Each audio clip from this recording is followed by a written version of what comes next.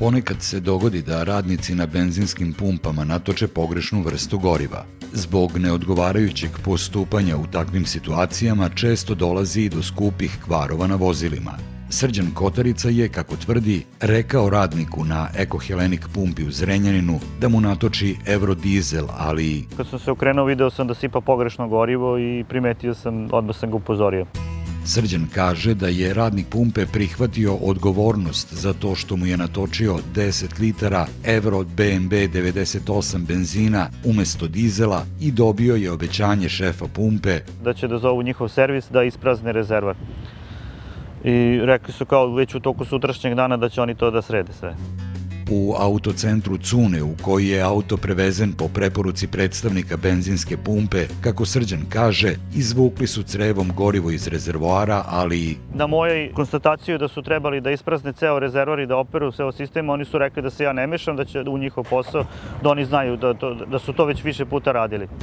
Srđan kaže da je nekoliko sati nakon preuzimanja automobila shvatio da vozilo nije ispravno i vratio ga u servis. U servisu su, kako kaže, tražili mišljenje Bosch servisa Žeravica i utvrdili da je potrebno izvršiti remont dizni i nakon izvršenih radova Srđanu je ispostavljen račun. Sve ukupno negde oko 1000 evra me je koštalo sve to.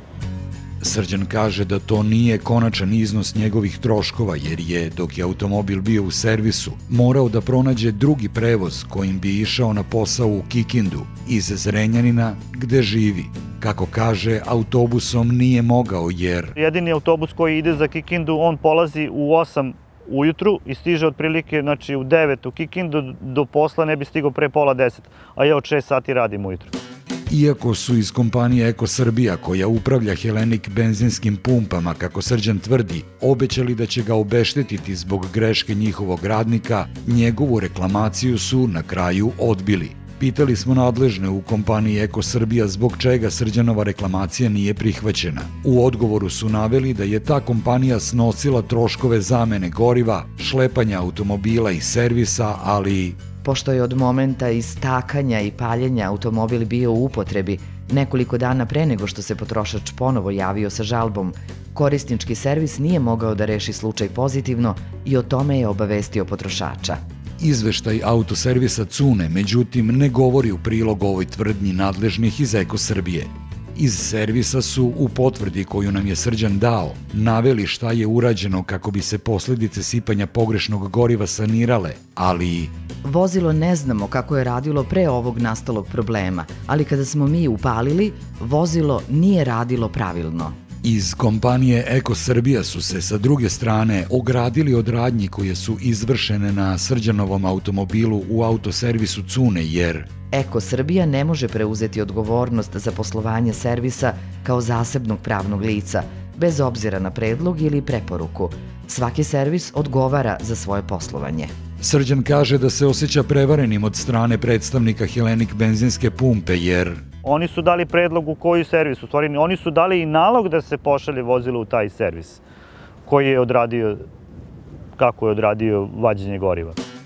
Stav predstavnika kompanije Eko Srbija da oni ne odgovaraju za postupanje servisa koji su sami odabrali je nekorektan, jer Srđan nije imao nameru da auto odvozi u servis, već samo da natoči gorivo na pumpi. On je u vezi sa ovim slučajem podneo prijavu tržišnoj inspekciji, ali je dobio odgovor da inspekcija nema ovlašćenja da utvrđuje da li je njegova reklamacija osnovana. Tržišna inspekcija nije stručna i ovlašćena da se upušta u postupak ocene saobraznosti robe, usluge, već to jedino može učiniti sudski veštak odgovarajuće struke. Pošto Srđan tvrdi da je šteta na njegovom automobilu nastala zbog toga što u servisu rezervoar nisu oprali od benzina, da bi to dokazao, morao je da angažuje sudskog veštaka. Ali veštačenje treba obaviti čim nastane šteta. Sada je teško utvrditi da li je do štete došlo zbog točenja pogrešnog goriva na Eko Helenik pumpi u Zrenjaninu ili nakon toga. Zbog ovakvih situacija benzinske pumpe bi trebalo da imaju uputstvo o tome šta treba uraditi ukoliko se u auto natoči pogrešno gorivo, kao i da omoguće oštećenom pravo da bira servis koji će izvršiti sve potrebne radnje. Iz firme Grand Motors, ovlašćenog uvoznika i servisera Ford vozila, preporučili su da u slučajevima kada je natočeno pogrešno gorivo treba isprazniti i isprati rezervoar od neodgovarajućeg goriva. U izveštaju autoservisa Cune je detaljno navedeno šta je urađeno, ali nigde nije decidno napisano da je i rezervoar ispran. Gorivo je izvađeno iz rezervoara, promenili smo filter goriva, čistili smo sistem za napajanje gorivom, sipali dizel gorivo koje je doneto iz ekopumpe. Iz servisa su u odgovoru naveli i da Mi sa sigurnošću možemo da potvrdimo da smo apsolutno i u potpunosti postupili ispravno u pogledu procedure pražnjenja rezervoara. možda su u autoservisu Cune zaista isprali rezervoar, ali niti oni mogu da dokažu da su to uradili, niti Srđan može da dokaže da nisu. Do ovakvih situacija ne bi ni došlo da servisi omogućavaju vlasnicima vozila da posmatraju radove ili da se na neki drugi način uvere da su oni zaista obavljeni. Vozači koji se nađu u sličnoj situaciji kao Srđan Kotarica moraju da insistiraju da se izvrši čišćenje sistema dovoda goriva i rezervoara i to na takav način da vlasnik vozila može da prekontroliše da li je zaista sve urađeno. Ako to ne uradite, onda vam, baš kao i u Srđanovom slučaju, ostaje samo mogućnost da na sudu tražite nadoknadu štete, a to je teško ostvarivo.